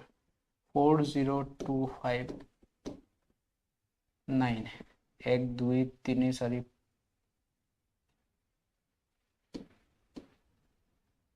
এতিয়া 11ৰ সংখ্যাটো কি হয় 11ৰ বোৰ হল যে আমাৰ যুগ্ম স্থান আৰু অযুগ্ম স্থানৰ পৰা আমি চাব লাগে যুগ্ম স্থান মানে কি ইয়াত যদি আমি স্থানটো চাও কি আছে অড নাম্বাৰস অড প্লেস আৰু ইভেন প্লেস যুগ্ম স্থান আৰু অযুগ্ম স্থান 1 এটো অযুগ্ম হয় 1 নম্বৰ যে হল 2 number 3 number 4 number 5 number 6 number হয় না এতিয়া আমি অযুগ্ম সংখ্যাকেইটা একেলগতে যোগ কৰিম অযুগ্ম সংখ্যাকেইটা নহয় অযুগ্ম স্থানত থকা সংখ্যাকেইটা অযুগ্ম স্থানত কি আছে 4 আছে 4 আছে তাৰ পিছত অযুগ্ম স্থানত 2 আছে অযুগ্ম স্থানত 9 আছে আটাইকেইটা যোগ কৰি দিও এতিয়া যুগ্ম স্থানত থকা সংখ্যাকেইটা আটাইকেইটা যোগ কৰিম যুগ্ম স্থানত কি আছে 0 আছে তাৰ পিছত 5 আছে আৰু 3 আছে এতিয়া এই আটাইকেইটা যোগ কৰি যদি সিহঁতৰ পাৰ্থক্য এতিয়া যোগ কৰিলে কিমান আহে 4 2 6 6 আৰু 9 15 আহি আছে 15 আহি আছে আৰু ইয়াত কিমান আহি আছে 5 আৰু 3 8 5 আৰু 3 যোগ কৰিলে 8 আহি আছে 15 পৰা 8 গলে কিমান 6 সৰি 7 ৰাইট সো ইয়াত আমাৰ ডিফাৰেন্স কি আহি আছে 7 সো এটো 11ৰে হৰণ হ'ব নে নহব 11ৰে হৰণ হ'বলৈ হলে শৰ্তটো কি হয় এনে ধৰণৰ প্ৰসেসটো কৰিব লাগিব অযুগ্ম স্থানত থকা সংখ্যাকেইটা যোগ কৰি প্লাস মাইনাছ কৰিব লাগিব যুগ্ম স্থানত থকা সংখ্যাকেইটা মাইনাছ কৰাৰ পিছত যদি মাইনাছৰ পিছত যদি আমি 0 পাওঁ বা 11 পাওঁ 11 22 এন মানে 11ৰ গুণিতকবোৰ আৰু 33 এনে সংখ্যাবোৰ 44 55 এনে সংখ্যাবোৰ তেনেহ'লে ক'ব পাৰোঁ সংখ্যাটো আমি 11ৰ দ্বাৰা ডিভিজিবল হয় তেনেহ'লে আমি ক'ব পাৰোঁ ডিভিজিবল বাই 11 ডিভিজিবল বাই 11 11ৰ দ্বাৰা আমি হৰণ কৰিব পাৰোঁ কণ্ডিশ্যন কি আছে এই পাৰ্থক্যটো ওলোৱাৰ পিছত এইকেইটা আহিব লাগিব 0 11 22 23 ইয়াত কি আহি আছে 7 আহি আছে এইটো 11 দ্বাৰা হৰণ কৰিব পাৰি জানো নোৱাৰি এইটো সংখ্যাটো 11 দ্বাৰা হৰণ নহয় ৰাইট এইটো নহয় সংখ্যাকেইটা কি থাকিব লাগিব পাৰ্থক্য কৰাৰ পিছত এতিয়া যদি আমি শূন্যটো মিলাব পাৰোঁ কেনেবাকে কিমান হ'ব লাগে 11 হ'ব লাগে ন 4 বনাব লাগে 4 বনাবলৈ হ'লে ইয়াত মই 1 কৰি দিওঁ ওকে এতিয়া চাওঁ আমি এবাৰ ৰাইট এতিয়া সংখ্যাকেইটা সলনি কৰিলোঁ এবাৰ এতিয়া চাওঁ আমি 4021 এইটো ঠিক আছে অযুগ্ম স্থানত সংখ্যা 4 2 আৰু 9 4 2 আৰু 9 যুগ্ম স্থানত 0 আছে 1 আছে আৰু 3 আছে 0 যোগ 1 যোগ 3 এটা ইয়াতে কিটা যোগ কৰিলে কিমান হৈ আছিল 4 2 6 9 6 15 হৈ আছিল আৰু ইয়াতে 3 আৰু 1 4 15 পৰা 4 গলে কিমান 11 পাৰ্থক্য কি আহি আছে সিহঁতৰ মাজৰ পাৰ্থক্য 11 ফলো কৰি আছে ৰাইট 11 22 33 এনে সংখ্যা থাকিলে এটো আমি ক'ব পাৰো এই গোটেই সংখ্যাটো 11ৰ পৰা আমি হৰণ কৰিব পাৰি ৰাইট কন্ডিশন স্যাটিসফাই হৈ গ'ল right next মনত থাকিবনে okay এতিয়া আমি কিছুমান কোৱেশ্চন কৰো find the place value of 2 in 832567 ইয়াতে ক্লাছটো যদি বুজিবৰ কিবা অসুবিধা হৈছে অসুবিধাটো হ'ব নালাগে যিমান ইজি ভাষাত কৈ দিছো যদি অসুবিধা হৈছে আকৌ এবাৰ ৰিপিট কৰি ল'ব বেষ্ট কনসেপ্ট ক্লাছ হ'ব এটো so find the place of 2 place value কি আছিল place value দুইৰ place value খুজিছে সো দুই কত আছে ইয়াত আছে দুইৰ পিছত কেইটা শূন্য আছে কেইটা প্লেস আছে 1 2 3 ঠাই কেইটা আছে তিনিটা ঠাই আছে 2000 option C is the correct answer right 2000 is the correct answer 2000 is the correct answer next which one is rational number তলৰ কোনটো ৰেশনাল হয় পৰিমেয় সংখ্যা কি বুলি কৈছিল যিবোৰ আমি p/q ত লিখিব পাৰো তেনে সংখ্যাবোৰ পৰিমেয় হয় ৰাইট এতিয়া এইকেইটাক আমি ৰুটৰ বাহিৰত আনিব নোৱাৰি ইয়াকো ৰুটৰ বাহিৰত আনিব নোৱাৰি ইয়াকো ৰুটৰ বাহিৰত আনিব নোৱাৰি সো এইকেইটা আটাইকেইটা কি হৈছে আটাইকেইটা অপৰিমেয় আছে আটাইকেইটা কি আছে অপৰিমেয় এটো অপৰিমেয় ৰাইট এটো অপৰিমেয় আছে ৰাইট সো এটো আমি যদি চাও চাৰিক আমি অলপ আগতে দেখাইছিলো চাৰিক আমি আনিব পাৰো কেনেকৈ আনিব পাৰো চাৰিৰ ওকে আন্ডাৰ এটো স্কয়াৰ ৰুট মানে কি বুজায় এটা চাৰিক মই কি লিখিব পাৰো চাৰিক এনেকৈ ৰাখি দিয়া স্কয়াৰ ৰুট মানে এটো হয় 1/2 স্কয়াৰ ৰুট মানে 1/2 ওকে এটা চাৰিক মই কি লিখিব পাৰো 2ৰ স্কয়াৰ আৰু ইয়াৰ বাহিৰত আছে 1/2 এটা 2 আৰু 2 ক্যান্সেল হৈ গ'ল 2 আহি গ'ল হয় নাই সো 2 এটা পৰিমেয় সংখ্যা বাকি কেইটা অপৰিমেয় √4 option A is the correct answer √4 is the correct answer বা সিম্পল আমি জানো 4 হল 2ৰ স্কয়াৰ সিম্পল এটো আমি জানো নাই হয় নাই 4ক আমি কি লিখিব পাৰো 4ক আমি লিখিব পাৰো 2ৰ স্কয়াৰ 2 স্কয়াৰ ৰুট ক্যান্সেল সিধা 2 আহে হয় নাই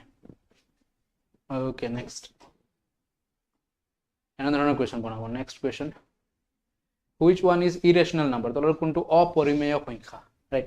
22/7 এটো p/q আকাৰত আছে এটো p/q আকাৰত আছে অপৰিমেয় খুদিছে তাৰ মানে যাক আমি p/q লিখিব নোৱাৰি কোনটো লিখিব নোৱাৰি পাইক আমি p/q লিখিব নোৱাৰি বাকি এটো হয় এটো পাই ইজ অপৰিমেয় সংখ্যা ৰাইট পাই অপৰিমেয় সংখ্যা হয় নেক্সট এনেধৰণৰ কোৱেশ্চন বনাব দা স্মলেষ্ট অড প্ৰাইম নাম্বাৰ আটাইতকৈ সৰু অযুগ্ম মৌলিক সংখ্যা আটাইতকৈ সৰু যুগ্ম মৌলিক সংখ্যাটো আমি জানো আটাইতকৈ সৰু কি খুদিছে ইয়াত অযুগ্ম odd prime smallest odd prime কোনটো 3 হ'ব right even prime smallest even prime আটাইতকৈ সৰু যুগ্ম মৌলিক সংখ্যা তেতিয়া आंसर হয় 2 ইয়াত খুদিছে smallest odd prime smallest অযুগ্ম মৌলিক সংখ্যা আটাইতকৈ সৰু হ'ল 3 ৰাইট নেক্সট এতিয়া কনচেপ্টবোৰ থাকিলে অতি সহজতে কৰিব পাৰোঁ which of the following is a prime number তলৰ কোনটো প্ৰাইম হয় ৰাইট এতিয়া প্ৰাইম মানে কি আছিলে যাৰ উৎপাদক সংখ্যা এক আৰু সংখ্যাটো নিজে ইয়াক আমি ভাঙিব পাৰি 144ক আমি ভাঙিব পাৰি নে নাই 1 × 44 তাৰপিছত 12 পূৰণ 12 144 হয় বাকি চেক কৰি লাভ নাই ইয়াকো আমি 2 ৰ দ্বাৰা হৰণ কৰিব পাৰোঁ ইয়াকে আমি 5 ৰ দ্বাৰা হৰণ কৰিব পাৰোঁ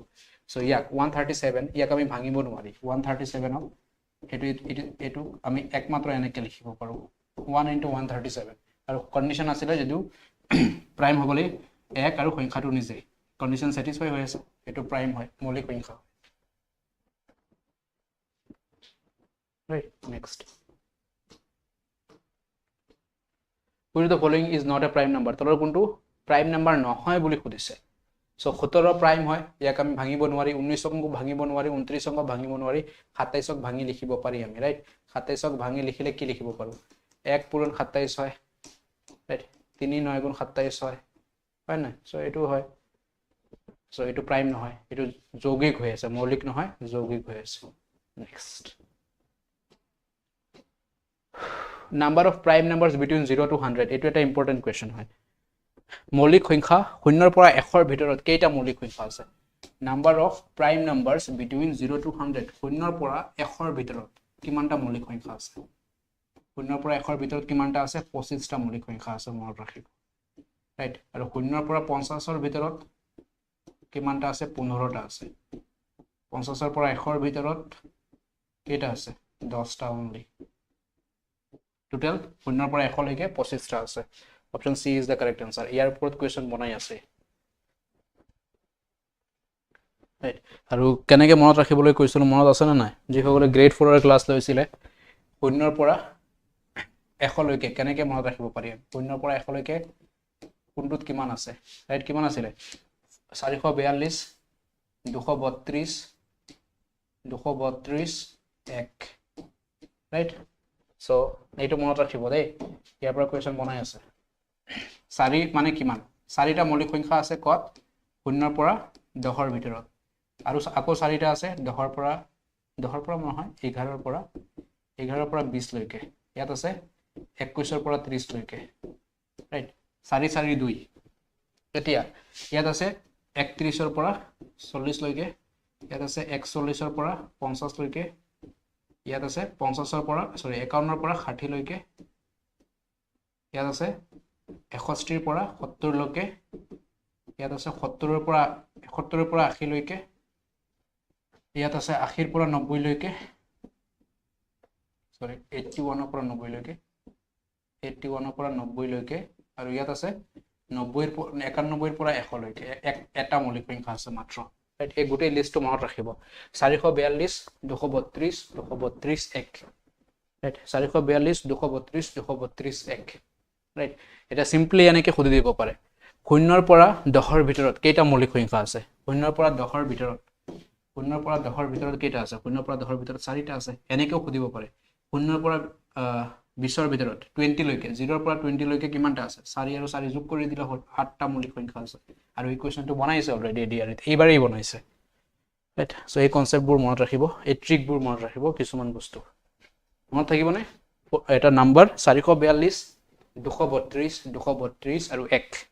এইটো মনত ৰাখক 1 2 মাৰ্ক অহাৰ চান্স আছে ইয়াৰ পৰা 1 ঘন্টা প্লাস হৈ গ'ল ওকে এনে ধৰণৰ কোৱেশ্চন আহে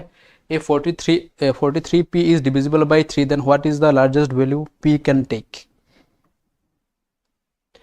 যদি ইয়াক আমি 4 3 5ক আমি যদি 3 ৰে হৰণ কৰিব লাগে তেনেহলে p ৰ ঠাইত কি হ'ব সৰি 4 3 p 4 আৰু 3 আৰু p ইয়াক যদি আমি 3 ৰে হৰণ কৰিব পাৰি বুলি কৈছে তেনেহলে p ৰ ঠাইত কি হ'ব আমি জানো কি হ'ব লাগে আটাইকেইটা যোগ কৰি 3 হ'ব লাগে সো আমি যদি যোগ কৰো 4 যোগ 3 4 3 7 হৈ আছে সো 7 ৰ লগত কি যোগ কৰিলে আমি 3 দ্বাৰা হৰণ কৰিব পাৰো 7 ৰ লগত যদি p ৰ ঠাইত যদি মই 2 বহাই দিও 1 বহাই চালে কিমান হ'ব প্ৰথমত মই 1 এ বহাইছো বা প্ৰথমত 0 এ বহাইছো 4 3 0 4 আৰু 3 7 7ক 3 দ্বাৰা হৰণ কৰিব পাৰি জানো নোৱাৰি 1 টো নহব এতিয়া মই 1 বহাইছো 4 3 7 আৰু 1 ওকে অপচনৰ পৰা চাব পাৰে আপোনালোকে সো অপচন চাওক option is better right so প্ৰথমত 8 বহাইছো 4 3 7 7 8 15 হৈ আছে 15 3 দ্বাৰা হৰণ কৰিব পাৰি 3 5 গুণ 15 এতিয়া স্মলেষ্ট কৰিছে না লাৰ্জেষ্ট কৰিছে ওকে এতিয়া 2 বহাই চাও এ চেক কৰিলো এতিয়া বি চেক কৰো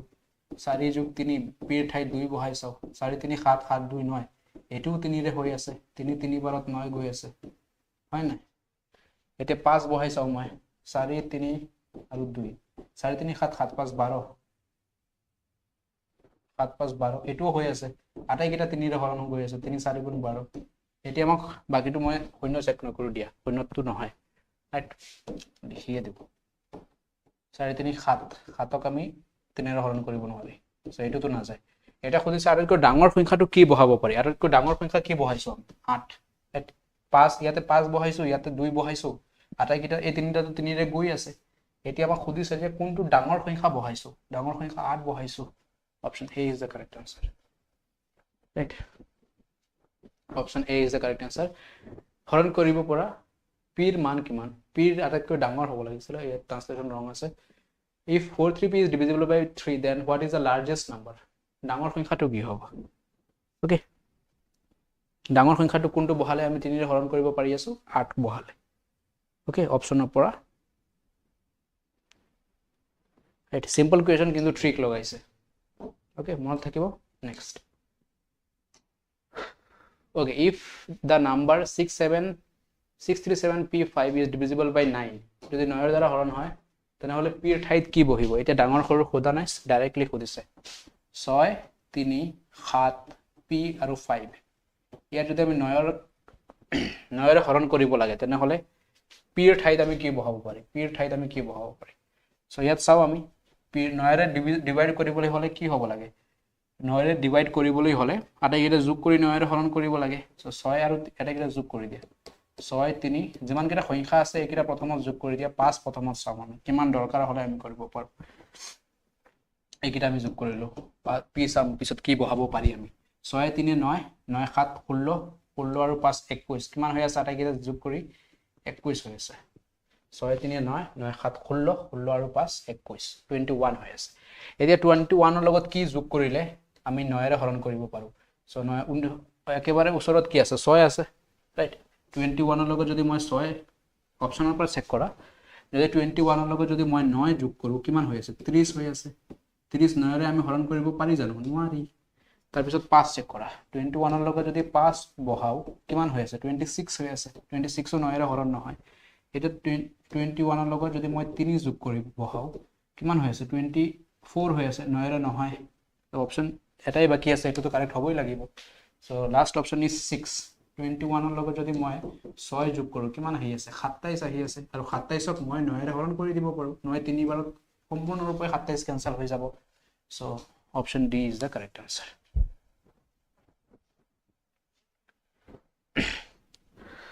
right next the sum of the prime numbers up to 30 so etia ei trick to kamot ahibo konto trick 442 232 232 1 etu trick etia kamot ahibo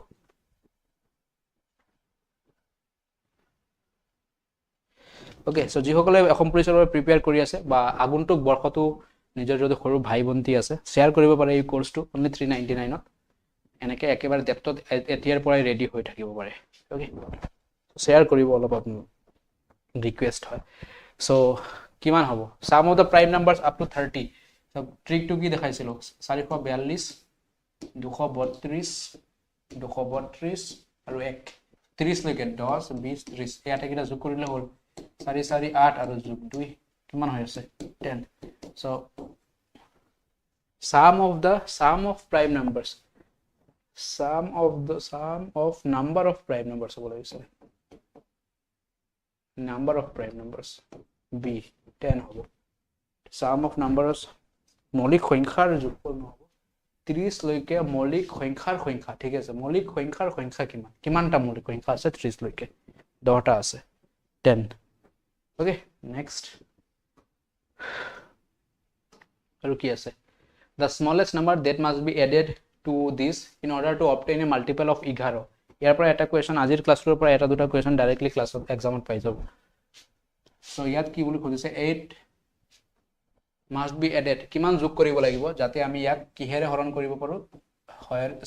কিমান 11ৰে 6ৰে নহয় 803642 এতিয়া কি বুলি কৈছিলোঁ 11ৰ কণ্ডিশ্যন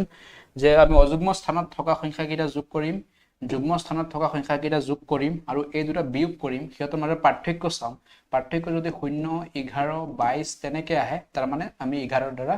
হৰণ কৰিব পাৰি এতিয়া অযুগ্ম স্থানত কি কি আছে 8 3 4 এতিয়া এই আটাইকেইটা আমি যোগ কৰি দিওঁ 8 3 4 যুগ্ম স্থানৰ পৰা কি কি আছে 0 6 2 ৰাইট এটা সিম্পল কৰিলে হ'ল ইমান ব্ৰেকেট সাৰ্কিটৰ দৰকাৰ নাই এতিয়া 8 আৰু 3 কিমান হৈ আছে 8 আৰু 3 11 11 আৰু 4 15 হৈ আছে ৰাইট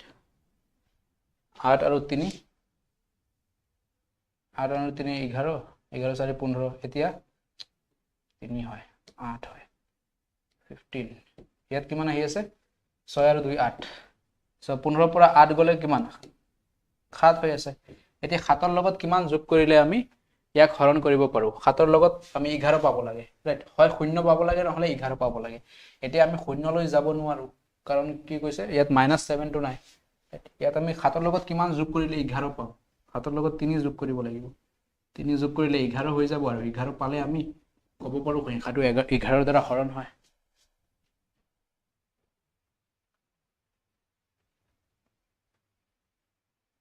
ইয়াত 3 অপচনত নাই কিয় 7 4 11 3 কেনেকৈ হৈ আছে সৰি 7 3 10 হয় 7 4 11 option B is the correct answer right 7 আৰু 4 11 সো কিমান যোগ কৰিব লাগিব ইয়াৰ লগত 7 ৰ লগত আমি 4 যোগ কৰিলে 11 পাম আৰু 11 পালে আমি ক'ব পাৰো এই সংখ্যাটো 11 দ্বাৰা হৰণ হয় বা মাল্টিপল হয় 11 ৰ মাল্টিপল হয় ৰাইট 4 হ'ব is the correct answer right so আন এটা অপচন থাকে যদি অপচনত -7 দি দিলে হয়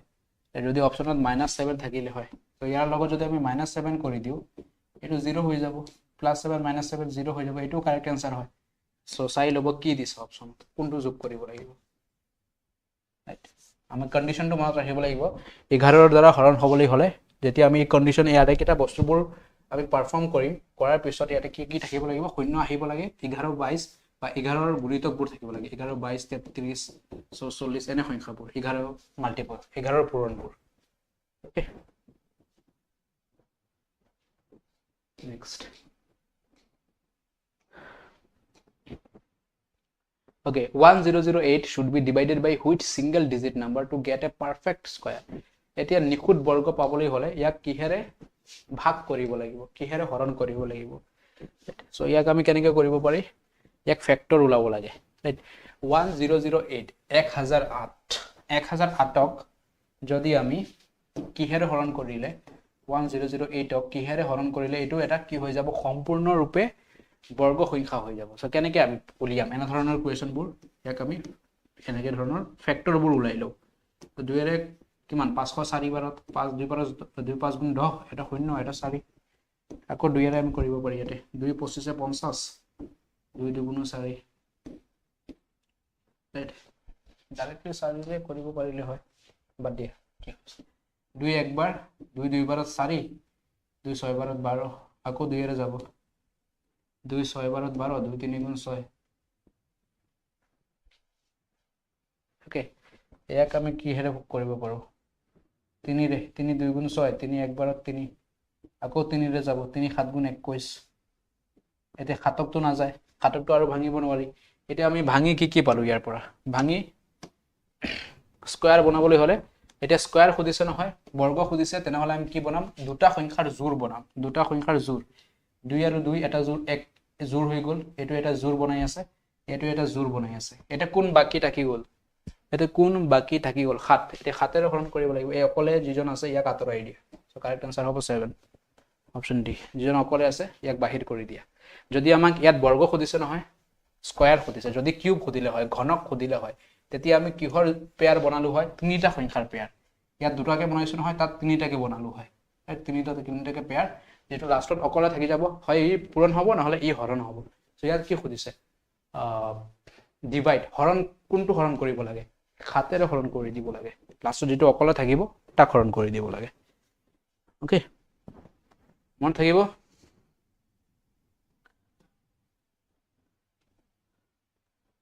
ওকে আৰু আছে নেকি আজি ওকে এনেধৰণৰ কুৱেশ্যনটো আজি আজি চাব মন আছে নেকি recurring numbers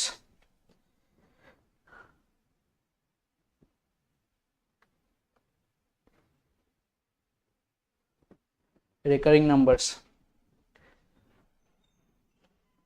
okay recurring numbers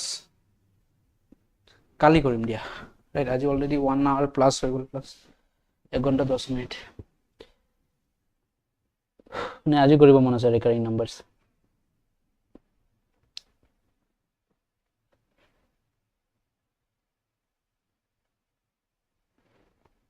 बताओ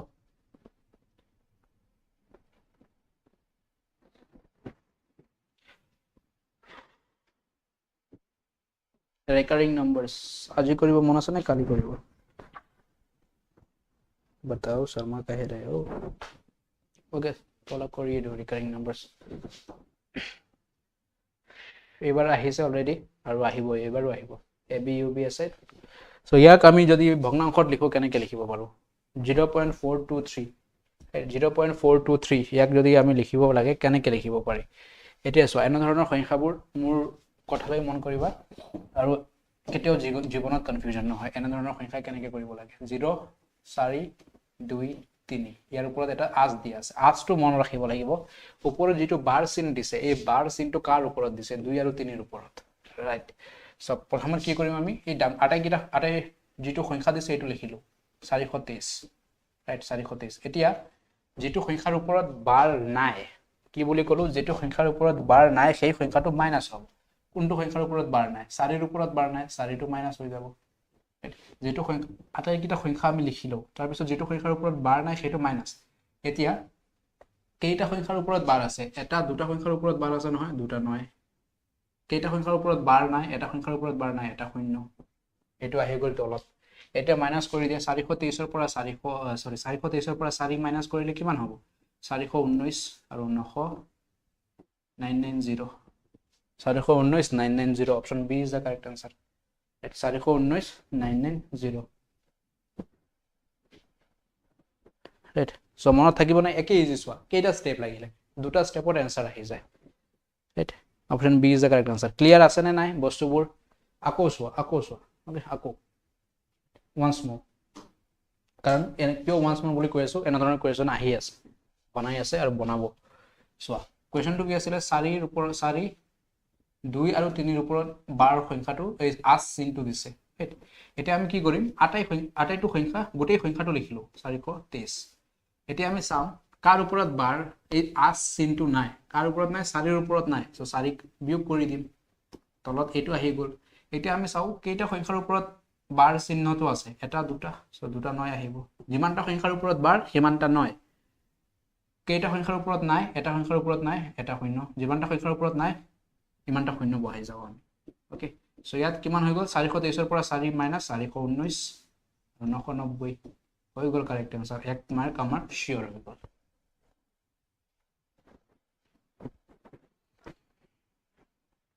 ওকে নেক্সট আৰু আছে এটো সব ওকে ইয়াত সোয়া ইয়াত ডাইৰেক্টলি এনেকৈ লিখি দিছে আৰু এই টাইপটো এবাৰ ট্ৰাইও কৰিছিল ৰাইট ইয়াত এক্সামিনাৰ আৰু অলপ চালাক হ'ব বিচাৰিছে সেই কি কৰিলে বাৰ নিদি এনেকৈ লিখি দিলে এটা বাৰ সংখ্যাটো মানে এইটো হয় কি হয় 39393939 এতিয়া এই সংখ্যাটো এনেকৈ চলি আছে 393939 ৰিপিট হৈ আছে তাৰ মানে ক'ব বিচাৰিছে যে এইটো এনেকৈ হয় বাৰ সংখ্যাটো এইটো বুজায় যে 3939 টো ৰিপিট হৈ আছে ৰাইট 3939 টো ৰিপিট হৈ আছে এনেকৈ বাৰ দিয়া নাই এটো এনেকৈ লিখি দিলে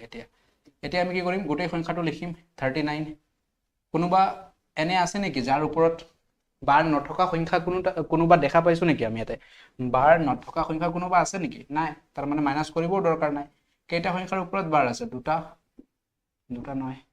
এতিয়া আমি ইয়াক কটাকটি কৰিলো অলপ 3 ৰে কাটিব পাৰি 3 13 বাৰত 39 ক্যান্সেল হৈ যায় 3 3 গুণত এটা নয় আৰু 3 3 বাৰত নয় সো কিমান পালো আমি 13 আৰু 33 13 আৰু তলত 33 কোনটো option B again option B is the correct answer right option B is the correct answer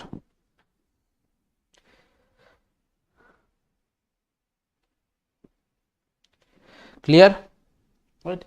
so এনেধৰণৰ পকাবও পাৰে এক্সামিনাৰে অলপ চালাকিও কৰিব পাৰে ৰাইট নেক্সট আৰু আছে নেকি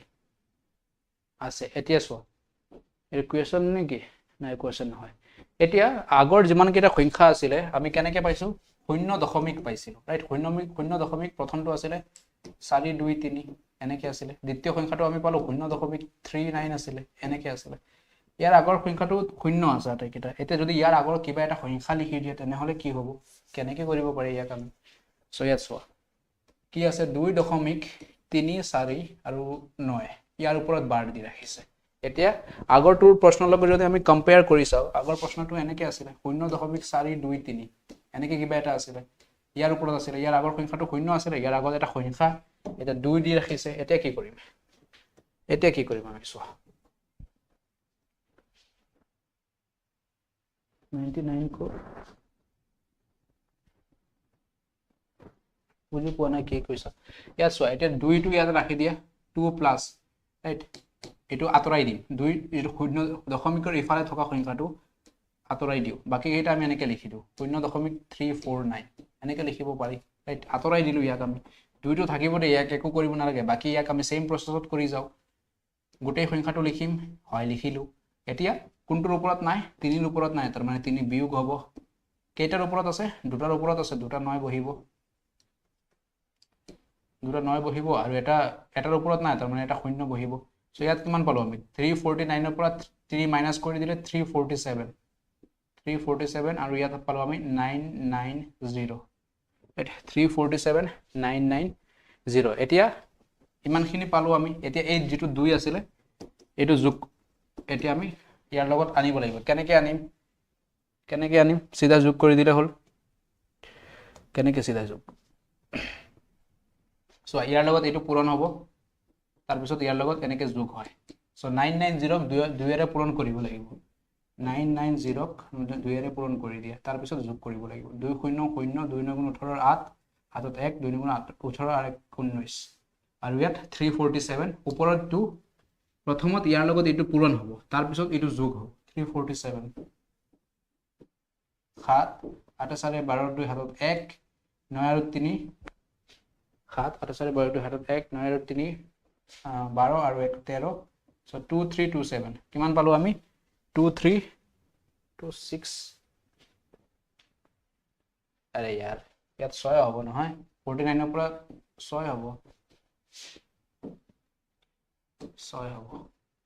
সো কিমান পালো আমি 2326 আৰু তলত আমাৰ কিমান আছিল 990 সো এটো অপচনত আছে না নাই 2326 990 option B again 2326990 right 2326990 so এটা ক্লিয়াৰ হল না নাই যদি সংখ্যা দি দিয়া তেনেকে সংখ্যা দিয়া থাকে যদি শূন্য থাকিলে তো প্ৰবলেম নাই সংখ্যা দিলে আমি কেনেকৈ কৰিম এটো দেখাই দিলো ক্লিয়াৰ নে yes or no in the comment section is it clear 2326 by 990 is it clear to everyone যদি শূন্য নিদি বেলেগ কিবা সংখ্যা দিয়ে তেনেহলে কেনেকৈ কৰিম আটাইকেইটা প্ৰসেস সেম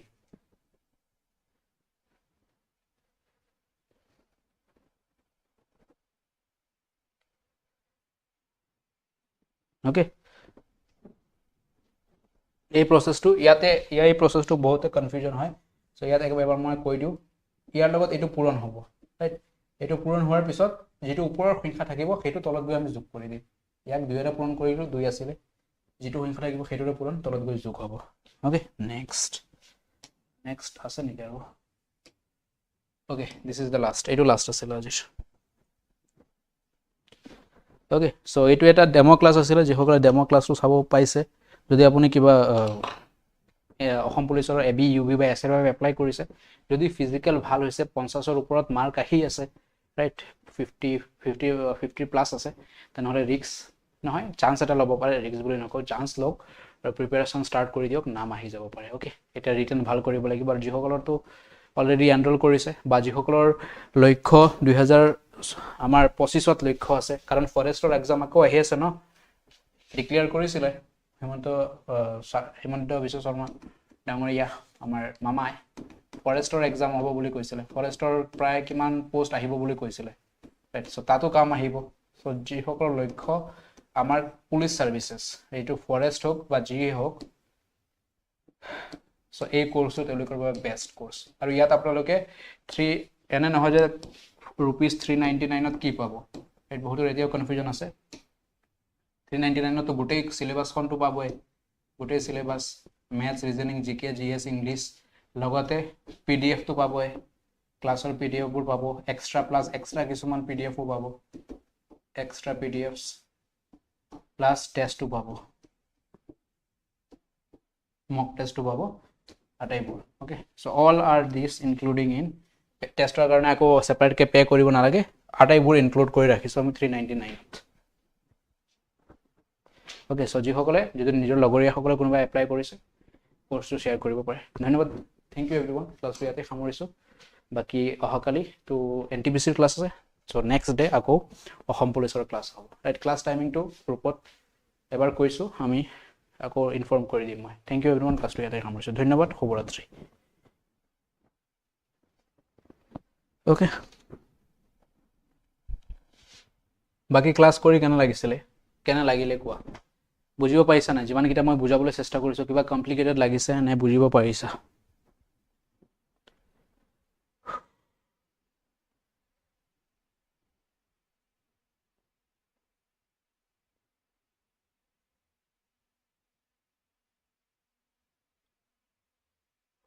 অ'কে, ইজি ভাষাত হয়, আচ্ছা ঠিক আছে, thank you then, thank U.